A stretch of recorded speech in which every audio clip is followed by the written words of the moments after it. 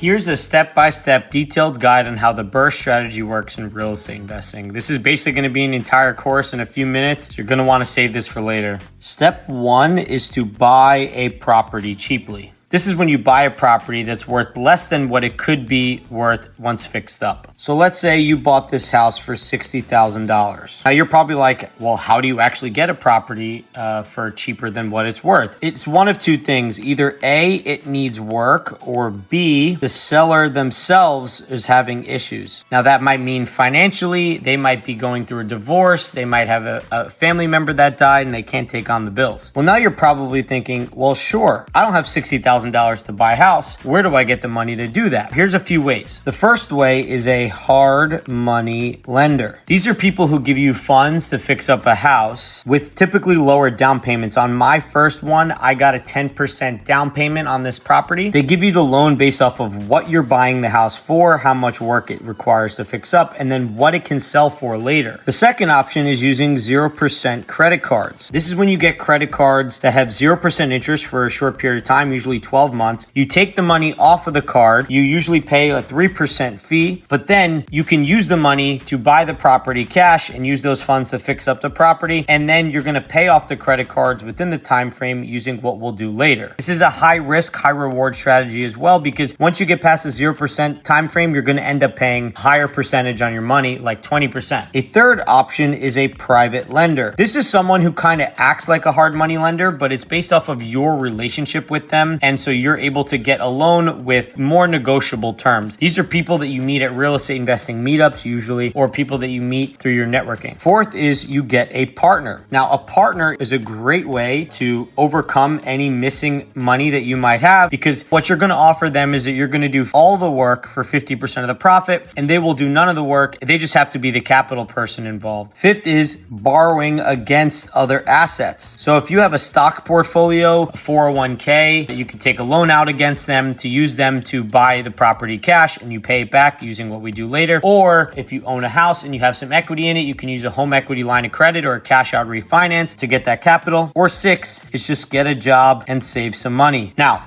that's the buying phase of investing in real estate. Step 2 is rehab. So let's take the $60,000 house and say it needs about $40,000 worth of work. Now, if you're anything like me, when I started out, I literally had no idea what to do. I didn't know how to paint anything. Now, what I had to do was hire a contractor. And the way you find a contractor is usually through a good real estate agent, because I buy all my properties remotely, or a good property manager, because these people need contacts of good contractors in order to get work done on a property. You're going to want to ask for picture/video updates as time goes on, and you want to have at least the real estate agent or the property manager check up and verify the work that's actually being done. Now, the next phase is you're actually going to rent the property out. Now, in this scenario, you're going to get a property manager, which again, you should have had in the last step or earlier. And what they're going to do is they're going to find and screen tenants. Now, let's say this property is a duplex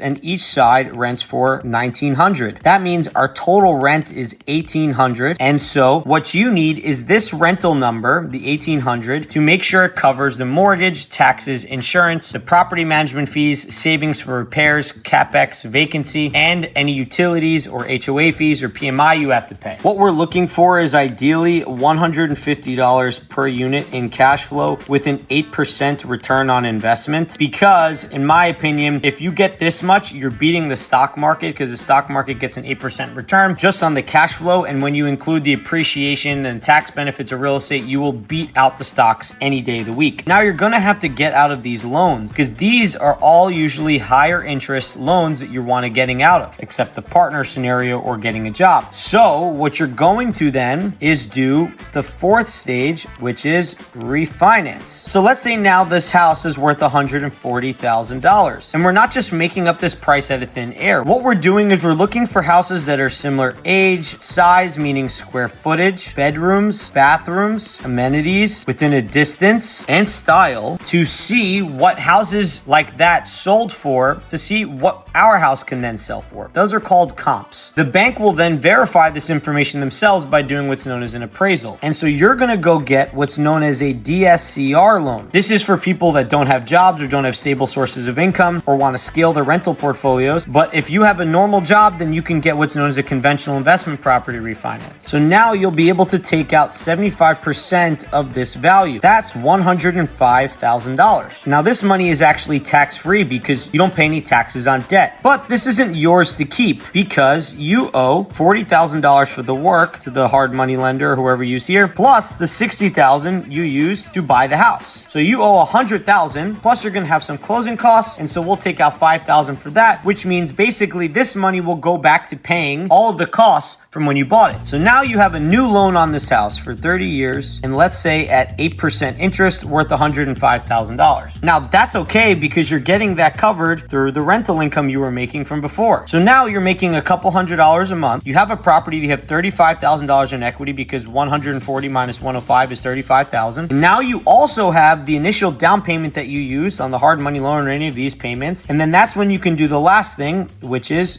repeat. You take that down payment money and try to find another deal like this to be able to repeat the process all over again.